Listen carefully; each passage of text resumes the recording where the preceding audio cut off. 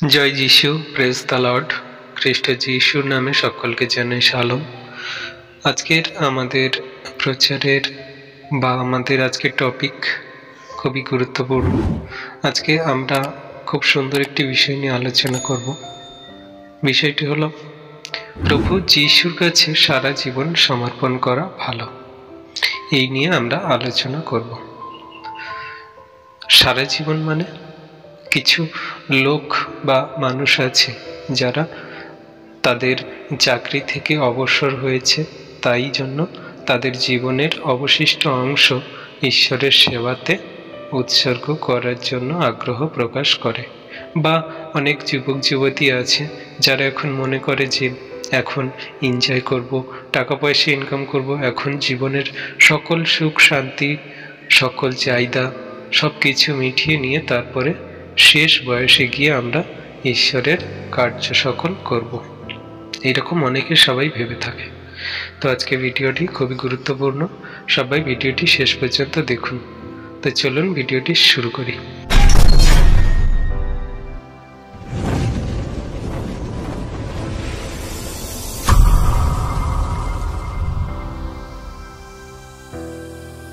Hallelujah, praise the lord. তো আমরা যে টপিক নিয়ে আজকে আলোচনা করব সেটা হলো প্রভু যিশুর কাছে আমাদের সারা জীবন সমর্পণ করা ভালো। আগে আমরা বলেছি, তো আমাদের জীবনে যে সকল কার্য আমরা করি সব কিছু জাগতিক হয়ে থাকে, আত্মিক বিষয়ে কোনো কার্য করি না, ঈশ্বরের জন্য কোনো কার্য আমাদের হয়ই না। আমরা যদি একটি উদাহরণ দেখি তাহলে খুব সুন্দর বুঝতে পারবো যে এমন একজন অতিথি আপনার বাড়িতে এসেছে, আপনি তার সামনে চা খাচ্ছেন, আপনি চায়ের কাপ থেকে শেষ চায়ের যে অংশটুকু যেটা ফেলে দেওয়ার মতো সেই চায়ের লিকার বা ধূলিকণা আছে, আর সেই শেষ অংশটুকু আপনার বাড়িতে আসা অতিথিকে আপনি সেই চায়ের থেকে সেটা দিলেন। তাহলে কি হলো? আপনি সেই যে চাটা খেয়ে ফেলেছেন না সেই শেষ অংশটুকু তাকে দিলেন। তার মানে তাকে অসম্মান করা হলো বা তাকে আপনি মারাত্মকভাবে লজ্জিত করলেন, কারণ আপনি তার সামনে বসে চাটা খেলেন কিন্তু শেষ অংশটুকু তাকে দিলেন। এটা কেমন অসভ্যতা হলো? তাই তেমন আমাদের জীবনে ঠিক এই রকম, আমরা যৌবন বয়সে, আমাদের কিশোর বয়সে আমরা আমাদের সুখ স্বাচ্ছন্দ্য, আমাদের আনন্দ খুশি, আমাদের শারীরিক চাহিদা, আমাদের সুখ অভিলাষ, মান যশ খ্যাতি প্রতিপত্তি উপার্জন করার জন্য আমরা অনেক কিছু করে থাকি। আমরা জীবনের সব কিছু একদম টাকা পয়সা উপার্জন করে সুখ শান্তি স্বাচ্ছন্দ্য সব কিছু আমাদের পুরো জীবনে লাগিয়ে দিই, আর শেষ বয়সে গিয়ে আমরা ভাবি যে ঈশ্বরের সেবা কাজে, ঈশ্বরের কার্য সকল করার জন্য আমরা ঈশ্বরের সত্যের পথে চলবো বা সেই প্রভু যিশুর পদাঙ্ক অনুসরণ করে চলবো। অনেক বিশ্বাসীরা আছে, অনেকে যারা খ্রিস্ট পরিবারে জন্ম নিয়েছে তারাও এরকম করে থাকেন। আমি কাউকে পার্টিকুলার কোনো মানুষকে বলছি না, এইরকম অনেকে আছে যারা এগুলো করে থাকেন। কিন্তু প্রভু যিশু তিনি আমাদের বলেন, যখন তোমাকে ডাক দেওয়া হয়েছে, যখন তোমাকে আমার দয়ার গুণে যখন আমি তোমাকে ডাক দিয়েছি, যখন তুমি জেনেছ যে আমি সত্য ঈশ্বর আর আমাতে যে কেউ বিশ্বাস করে সে বিনষ্ট হয় না কিন্তু অনন্ত জীবন পায়, যখনই তুমি জেনেছ তখন থেকেই তুমি আমার প্রতি বিশ্বস্ত হও আর আমার সেবা কার্য সকল করো। প্রভু যীশু খ্রিস্টের পুনঃ আগমনের সময় অগণিত বিশ্বাসী আশ্চর্যচকিত হবে।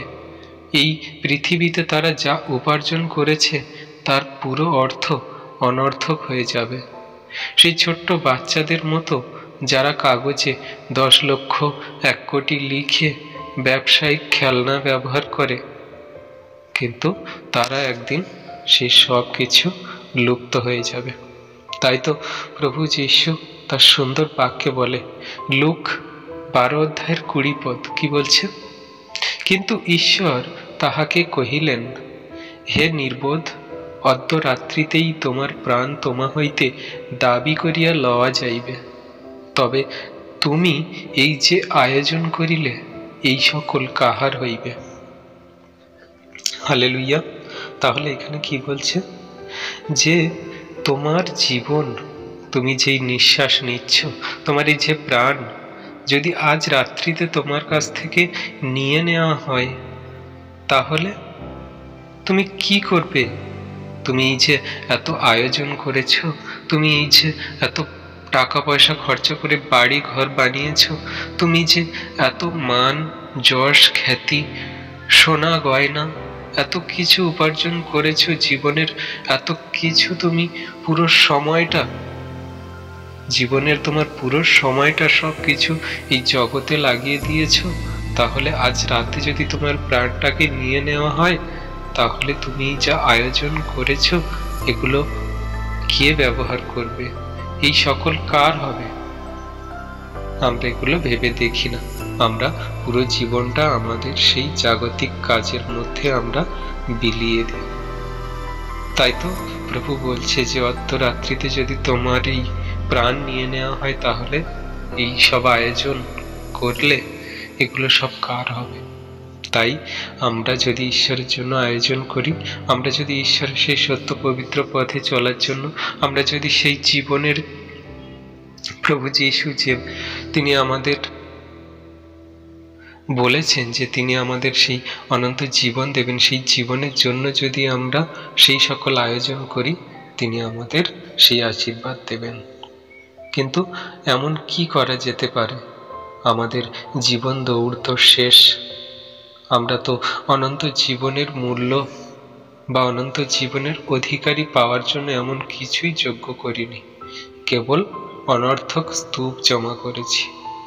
যেহেতু তারা পৃথিবীতে যা চেয়েছিল তা মনুষ্যের গৌরবের জন্য এবং প্রতিষ্ঠার জন্য ছিল, তাদের হতাশা অবর্তনীয় হবে যখন তারা দেখবে এটি অনন্ত জ্যোতির উজ্জ্বলতায় সেকেন্ডে একটি ভগ্নাবশেষে পরিণত হবে, বাষ্পের মতো উড়ে যাবে। কিন্তু যারা তাদের জীবনে শুধুমাত্র সেই প্রভু যীশুর বাক্য সকল পালন করেছে, ঈশ্বরের আজ্ঞা শিক্ষা সকল পালন করে শুধুমাত্র ঈশ্বরের গৌরবের জন্য বেঁচে আছেন, তার সত্যের পবিত্র পথে চলেছেন, নিজেকে ধৈর্যবান করেছেন, প্রেমের পথে চলেছেন, তারা সেদিন পরমানন্দ থাকবেন এবং অসীম আনন্দ উপভোগ করবেন। তাই তো ঈশ্বরের সকল বিশ্বাসী সন্তানরা, খ্রিস্টতে সকল বিশ্বাসী সন্তানরা,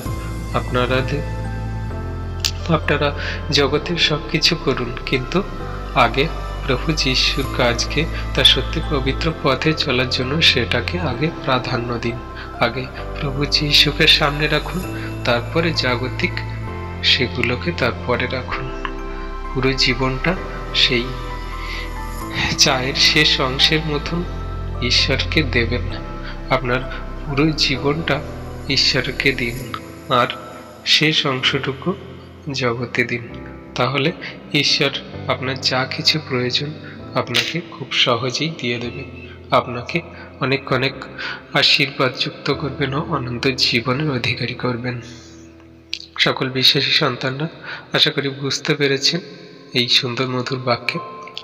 আর আরো কিছু আমরা বাক্য আমাদের জীবনে যখনই আমরা প্রভু যীশুকে স্বীকার করেছি, তখনই কিন্তু আমরা পরিত্রাণ পেয়েছি। যেমনটি লেখা আছে রোমীয় পুস্তক তার 10 অধ্যায় 9 পদ, কারণ তুমি যদি মুখে যিশুকে প্রভু বলিয়া স্বীকার করো এবং হৃদয়ে বিশ্বাস করো যে ঈশ্বর তাহাকে মৃতগণের মধ্য থেকে উত্থাপন করেছেন, তবে তুমি পরিত্রাণ পাইবে। তাহলে এখানে বাক্য কি বলছে? যখনই আমরা প্রভু যিশুকে মুখে স্বীকার করেছি, কি বলে স্বীকার করেছি? প্রভু যিশুকে প্রভু বলিয়া স্বীকার করেছি এবং কি হৃদয়ে বিশ্বাস করেছি যে ঈশ্বর তাহাকে মৃতগণের মধ্য থেকে উত্থাপন করিয়াছেন, তখনই কিন্তু আমরা কি সেই পাপ থেকে পরিত্রাণ পেয়ে গেছি। কারণ আমরা সবাই জানি প্রভু যীশু আমাদেরই পাপের কারণে এই মৃত্যুবরণ করেছেন, তিনি আমাদের পাপের কারণে তিনি ক্রুশের জীবন দিয়েছেন। যেমনটি লেখা আছে যোহন লিখিত সুসমাচার তার 3 অধ্যায় 16 পদ, কারণ ঈশ্বর জগৎকে এমন প্রেম করিলেন যে আপনার একজাত পুত্রকে দান করিলেন, যেন যে কেউ তাহাতে বিশ্বাস করে সে বিনষ্ট নয় কিন্তু অনন্ত জীবন পায়। তাহলে এখানে বাক্য কি বলছে? যে কেহ প্রভু যিশুকে স্বীকার করে, কোনো জাতি কোনো ধর্মই তাকে স্বীকার করে, সে কি পরিত্রাণ পাবে। তাই প্রভু যিশুকে বাদ দিয়ে আমাদের জীবনের কোনো অস্তিত্ব নেই। তাই প্রভু যিশুকে বাদ দিয়ে খ্রিস্টান জীবনের কোনো অস্তিত্ব নেই, যে কারণে যিশুকে জানা ও বোঝার মধ্য দিয়ে আমাদের খ্রিস্টান জীবনের ভবিষ্যৎ দেখতে পাওয়া যায়। মানুষ মরণশীল, আমাদের সকলকেই মরতে হবে। তাই ইব্রিয় পুস্তকের লেখক দ্বিধাহীন চিত্তে বলেছেন, এখানে আমাদের কোনো স্থায়ী শহর নাই, কিন্তু যে শহর আসবে তার জন্য আমরা অপেক্ষা করে আছি। যেমনটি লেখা আছে ইব্রিয় পুস্তক 13 অধ্যায় 14 পদ। যিশুর শিষ্য পেরিত পিতর বলেছেন, প্রিয় বন্ধুরা, এই পৃথিবীতে তোমরা বিদেশী ও পরদেশী, অল্পকাল বসবাসকারী, তাই সমস্ত মানসিক অভিলাষ থেকে তোমরা দূরে থাকো। আত্মার বিরুদ্ধে সে সকল যুদ্ধ করে। আর যিশু নিজেই বলেছেন, তোমাদের মন যেন অস্থির না হয়, ঈশ্বরের উপর বিশ্বাস করো, আমার উপরে বিশ্বাস করো। আমার পিতার বাটিতে থাকবার অনেক জায়গা আছে, তা না থাকলে আমি তোমাদের বলতাম, কারণ আমি তোমাদের জন্য জায়গা ঠিক করতে যাচ্ছি। আমি গিয়ে তোমাদের জন্য জায়গা ঠিক করে আবার আসব, আর আমার কাছে তোমাদের নিয়ে যাব, যেন আমি যেখানে থাকি তোমরাও সেখানেই থাকতে পারো। যেমনটি লেখা আছে যোহন লিখিত সুসমাচার 14 অধ্যায় 1-3 পদ। তাহলে এই প্রভু যীশু খ্রিস্টকে জানা ও বোঝা আমাদের জন্য খুবই গুরুত্বপূর্ণ বললে কি ভুল হবে, যেহেতু আমরা খ্রিস্টানেরা দুই পৃথিবীর বাসিন্দা। এই পৃথিবীতে অল্পকাল থাকবার পরে চিরকাল থাকবার জন্য নতুন মহাকাশ ও নতুন পৃথিবী। প্রকাশিত বাক্য 21 অধ্যায় 1 পদে যেমনটি লেখা আছে, বাসিন্দা হব। কারণ এই দুই পৃথিবীর সমস্ত ক্ষমতা ও কর্তৃত্ব একমাত্র সেই প্রভু যিশুরই, যেমনটা লেখা আছে মথি লিখিত সুসমাচার 28 অধ্যায় 18 পদ। তাই অস্থায়ী অল্পকাল স্থায়ী এই পৃথিবীতে থাকিতে প্রভু যীশু খ্রিস্ট সম্পর্কে জানতে ও বুঝতে আমাদের অবশ্যই হবে। তাই আমরা প্রতিনিয়ত কিন্তু আমাদের সেই শাস্ত্র পাঠ করতে হবে এবং কি সৃষ্টে সেই লিখানো তত্ত্বগুলোকে আমাদের খুঁজে বের করতে হবে। ঈশ্বর কি বলতে চাইছেন তার বাক্যের মাধ্যমে, এবং কি আমাদের সব থেকে গুরুত্বপূর্ণ আমাদের কাজ হলো ঈশ্বর যা যা আমাদের আজ্ঞা দিয়েছেন, প্রভু যিশু যা যা আমাদের আজ্ঞা দিয়েছেন, সে সকল আজ্ঞা সকল আমাদের কিন্তু মেনে চলা উচিত। তাহলে কিন্তু ঈশ্বর আমাদের জন্য সেই অনন্ত প্রতাপের মুকুট রেখেছেন, যে মুকুট আমরা সর্বদাই আমরা ঈশ্বরের কাছ থেকে আমরা সেই সম্মান, আমরা সেই অনুগ্রহ প্রতিনিয়ত পাচ্ছি। এবং ঈশ্বর কি বলছে, তোমরা যদি আমার আজ্ঞা সকল শোনো বা আমার আজ্ঞা সকল পালন করে চলো, তাহলে কিন্তু সেই জীবন মুকুট আমি তোমাদের জন্য রেখেছি। তোমাদের আর কোনো রকমে তোমরা কি মৃত্যুর স্বাদ পাইবে না। আমাদের এই দেহ তো অবশ্যই মরবে, কিন্তু আমাদের সেই আত্মা, যে আত্মা দ্বারা আমরা আজকের কথা বলছি, সেই আত্মা কি মানব জীবনের অতি মূল্যবান। সেই আত্মাকে কর্ম দ্বারাই কিন্তু আমাদের সেই জীবনটা আসবে। কারণ ঈশ্বরের বাক্য বলে যে, ঈশ্বরের বাক্য বা জগতের মানুষরাও বলে যে এ দেহ যেমন মৃত্যুশীল কিন্তু আত্মা জীবিত থাকে। তোমার কর্ম দ্বারাই সেই কিন্তু তুমি ফল পাবে। তুমি যদি খারাপ কর্ম করো তাহলে কিন্তু তুমি নরকে যাবে, যেমনটি বাইবেলও বলে এবং অন্যান্য শাস্ত্রগুলোতেও বলে, যেমনটা জগৎও বলে। তাই আমাদের প্রত্যেককে কি সেই অনুসারে আমাদের চলা উচিত, তাই না? তো জয় যিশু, প্রেজ দ্য লর্ড। তো এতটুকুই বললাম। তাই আপনারা ঈশ্বরের বাক্য পালন করুন, সেই মতো চলুন, এতটুকুই বলবো। জয় যিশু, প্রেজ দ্য লর্ড। সবাই ভালো থাকবেন, ঈশ্বর আপনাদের আশীর্বাদ করুন এবং আপনারা আত্মিক বৃদ্ধিতে আরও উন্নতি লাভ করুন। ঈশ্বরের অনুগ্রহ আশীর্বাদ সর্বদাই আপনাদের সঙ্গে বিরাজমান হোক। আমেন। জয় যিশু, প্রেজ দ্য লর্ড। যারা ঈশ্বরের অনুগ্রহ লাভ করেছে তাদের কি করা উচিত? যিশু শিখিয়েছেন, দয়ালু হও যেমন তোমাদের পিতা দয়ালু, যেমনটি লিখিত আছে লোকলিখিত সুসমাচার 6 অধ্যায় 36 পদ। সাধু পল বলেছেন, তোমরা কোমল হৃদয় হও, একে অপরকে দয়া দেখাও, ক্ষমা করো ঈশ্বর যেমন খ্রিস্টে তোমাদের ক্ষমা করেছেন। যেমনটি লিখিত আছে এফেসীয় তার 4:32 এক উপমা কাহিনীর মাধ্যমে যিশু শিখিয়েছেন যারা ঈশ্বরের কাছ থেকে অসীম অনুগ্রহ লাভ করেছে তাদের উচিত অনুগ্রহ প্রার্থীকে অনুগ্রহ দেখানো। আমি যেমন তোমাকে দয়া দেখিয়েছি, তোমার কি তেমনই তোমার সহকর্মীকে দয়া দেখানো উচিত ছিল না? যেমনটি লিখিত আছে মথি লিখিত সুসমাচার 18:33। মনে রেখো, আমাদের ধন সম্পদ, স্বাস্থ্য, সামর্থ্য আর যা কিছুই ভালো আমাদের আছে সবই ঈশ্বরের দান। সাধু পলের প্রশ্ন, তোমার মধ্যে এমন কি বা আছে যা তুমি পাওনি, আর যখন পেয়েছো তখন গর্ব করো কেন যেন তা ঈশ্বরের কাছ থেকে পাওনি? 1 করন্থীয় 4:7 যেমনটি লিখিত আছে, যা তোমার আছে তা অন্য অভাবীর সাথে ভাগ না করা খ্রিস্টীয় অনুগ্রহকারীর নয়। তোমার বর্তমান প্রাচুর্যে তাদের অভাব পূর্ণ হোক, যেন একদিন তাদের প্রাচুর্যে তোমার অভাব পূর্ণ হতে পারে। যেমনটি লিখিত আছে 2 করন্থীয় তার 8:14। জয় যিশু, প্রেজ দ্য লর্ড। আসুন আজকের আমরা বাক্য দেখে নিই। ফিলিপিও 4:4 থেকে 6। এখানে বাক্য কি বলছে? তোমরা প্রভুতে সর্বদা আনন্দ করো। আমি আবার বলছি, আনন্দ করো। তোমাদের নম্রতা যেন সবাই দেখতে পায়। প্রভু শীঘ্রই আসছেন। কোনো বিষয় চিন্তা করো না, কিন্তু সব বিষয় প্রার্থনা, বিনতি এবং ধন্যবাদের সঙ্গে তোমাদের সমস্ত প্রয়োজন ঈশ্বরকে জানাও।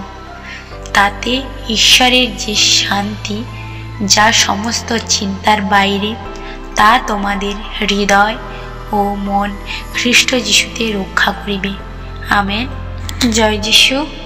আজকের আমরা পাঠ করব 1 করন্থীয় 10:12 থেকে 13। আসুন দেখে নিই এখানে বাক্য কি বলছে। অতএব যে মনে করে আমি দাঁড়িয়ে আছি সে সাবধান হোক, যদি পড়ে যায়। মনুষ্য যা সহ্য করতে পারে তা ছাড়া অন্য পরীক্ষা তোমাদের প্রতি হয়নি। আর ঈশ্বরের বিশ্বস্ত থাকো, তিনি তোমাদের প্রতি তোমাদের শক্তির অতিরিক্ত পরীক্ষা হতে দেবেন না, কিন্তু পরীক্ষার সঙ্গে সঙ্গে রক্ষার পদও করে দেবেন, যা তোমরা সহ্য করতে পারো। আমেন। জয় যিশু। আমরা এখন পাঠ করব রোমীয় পুস্তক 8:35 থেকে 39। কে আমাদের খ্রিস্টের ভালোবাসা থেকে পৃথক করিবে? কি দারুণ যন্ত্রণা, কি কষ্ট, কি তাড়না, কি দুর্ভিক্ষ, কি উলঙ্গতা, কি প্রাণ সংশয়, কি খড়গ, যেমন শাস্ত্রে লেখা আছে, তোমার জন্য আমরা সারাটা দিন ধরে নিহত হচ্ছি। আমরা পশুবধের জন্য মেষের মতো বিবেচিত হলাম। যিনি আমাদেরকে ভালোবেসেছেন তারই মাধ্যমে আমরা এই সব বিষয় বিজয়ী অপেক্ষাও অনেক বেশি বিজয়ী হয়েছি। কারণ আমি নিশ্চয়ই জানি যে কি মৃত্যু, কি জীবন, কি দূতগণ, কি অধিপত্য সকল, কি বর্তমান বিষয়গুলি, কি ভবিষ্যতের বিষয়, কি পরাক্রম, কি উচ্চ জায়গা, কি গভীরতা, এমনকি অন্য কোনো সৃষ্টির জিনিস কোনো কিছুই আমাদের প্রভু যীশু খ্রিস্টতে ঈশ্বরের ভালোবাসা থেকে আমাদের আলাদা করতে পারবে না। আমেন। যিশু। আমরা পাঠ করব রোমীয় পুস্তক 8:11 থেকে 17। আর যিনি মৃতদের মধ্য থেকে যিশুকে উঠিয়েছেন, তার আত্মা যদি তোমাদের মধ্যে বাস করেন, তবে যিনি মৃতদের মধ্য থেকে খ্রিস্ট যিশুকে পুনরুত্থিত করেছেন, তিনি তোমাদের অন্তরে বাস করছেন এবং নিজের আত্মার মাধ্যমে তোমাদের মরণশীল দেহকেও জীবিত করবেন। সুতরাং হে ভাইয়েরা, আমরা ঋণী, কিন্তু দেহের কাছে নয় যে দেহের ইচ্ছা অনুযায়ী জীবন যাপন করব। কারণ যদি দেহের ইচ্ছায় জীবন যাপন করো তবে তোমরা নিশ্চিতভাবে মরবে, কিন্তু যদি পবিত্র আত্মাতে দেহের সব খারাপ কাজগুলি মেরে ফেলো তবে জীবিত থাকবে। কারণ যত লোক ঈশ্বরের আত্মায় পরিচালিত হয় তারা সবাই ঈশ্বরের পুত্র। আর তোমরা দাসত্ব করবার জন্য আত্মা পাওনি যে আবার ভয় করবে, কিন্তু দত্তক পুত্রের জন্য আত্মা পেয়েছ, যে আত্মার মাধ্যমে আমরা আব্বা পিতা বলে ডেকে উঠি। পবিত্র আত্মা নিজেই আমাদের আত্মার সঙ্গে সাক্ষ্য দিচ্ছে যে আমরা ঈশ্বরেরই সন্তান। যখন আমরা ঈশ্বরের সন্তান তখন আমরা উত্তরাধিকারী, একদিকে ঈশ্বরের উত্তরাধিকারী এবং অন্যদিকে খ্রিস্টের উত্তরাধিকারী। যদি বাস্তবে আমরা তার সঙ্গে দুঃখ ভোগ করি তবে যেন তার সঙ্গে আমরা মহিমান্বিত হই। আমেন। চলুন আমরা ঈশ্বরের কাছে এই বাক্য নিয়ে প্রার্থনা করি আর তারপরে আমরা শেষ করব। আসুন আমরা চোখ বন্ধ করি। পবিত্র পবিত্র মঙ্গলময় পিতা প্রভু যীশু, তোমায় ধন্যবাদ, তোমার প্রশংসা গৌরব করি। পিতা, তুমি সেই একমাত্র জীবন্ত জাগ্রত সত্যের ঈশ্বর। প্রভু, তোমার মতো আর কেউ না ছিল, না আছে, না হবে। তাই তো তোমার কাছে বিনীত প্রার্থনা করি, আমাদের জীবনের সবটুকু যেন তোমার চরণে দিতে পারি। প্রভু, এই জগতের শয়তান দিয়াবল আমাদের সবকিছু আমাদেরকে কেড়ে নিতে চায়, আমাদেরকে সেই প্রতিপত্তি, মান, যশ, খ্যাতি আমাদেরকে উচ্চতর করতে চায়। কিন্তু আমরা যেন তোমার সত্যের পবিত্র পথে নম্র থেকে, আমরা যেন প্রেমের পথে থেকে আমাদের ধৈর্যবান হয়ে যেন তোমার সেই আজ্ঞা শিক্ষা সকল পালন করে চলতে পারি। পিতা গো, আমরা যেন সবাই আগে তোমাকে প্রাধান্য দিয়ে তারপরে জগতের সবকিছু করি। দয়ালু পিতা, তুমি সে একমাত্র সত্যের ঈশ্বর, তোমার কাছেই আমাদের সেই জীবন বায়ু শ্বাস আছে। তুমি যদি আমাদেরকে এই নিঃশ্বাস প্রশ্বাস দিয়ে রেখেছো প্রভু, যেন এই নিঃশ্বাস প্রশ্বাসে তোমার কার্য সকল করতে পারি। তোমার ধন্যবাদ, প্রশংসা, গৌরব করি। সত্যের পবিত্র পথে চলি, তুমি যে অনন্ত জীবন আমাদের দেবে বলে স্থির করেছে প্রভু, সেই জীবনের পথে যেন চলতে পারি। হ্যাঁ দয়ালু পিতা, আমাদের শয়তান থেকে দূরে রাখো, আমাদের শরীরের চাহিদা অভিলাষ সকল আমরা মেরে দিয়ে আত্মিক পথে যেন চলতে পারি তুমি আশীষ করো। পিতা গো, এই যে ভিডিও সন্তানরা দেখছে, পরবর্তী তারা যারা দেখবে প্রভু, তাদের হৃদয় দরজা খুলে দাও, তাদের তুমি আত্মিক পথে চলতে সাহায্য করো। তাদের সকল সুখ অভিলাষ, তাদের সকল দেহের চাহিদা মিটিয়ে, জাগতিক সকল চাহিদা মিটিয়ে পিতা তুমি তাদের সেই সত্যের পবিত্র পথে চলতে, আত্মিক পথে চলতে সাহায্য করো। পিতা গো, যে সকল সন্তানরা আজকে বিগড়ে গেছে তুমি তাদের সত্যের পবিত্র পথে নিয়ে আসো, তাদেরকে তুমি তোমার সেবা কাজে ব্যবহার করো। যুব সমাজকে প্রভু তুমি সেই তোমার সেবা কাজে ব্যবহার করো, যাতে তোমার সুসমাচার জাতি জাতি মানুষের কাছে প্রচারিত হয় পিতা, যেন তারাও ফিরে আসে, তারাও যেন সেই অন্ধকারের জগৎ থেকে তোমার চরণে আসে। পিতা আশীষ করো, অনুগ্রহ করো। জগৎ আজ বড় মন্দ প্রভু, সন্তানরা বিপথে চলে যাচ্ছে, তোমার সন্তানদেরকে তুমি সঠিক পথে ফেরাও।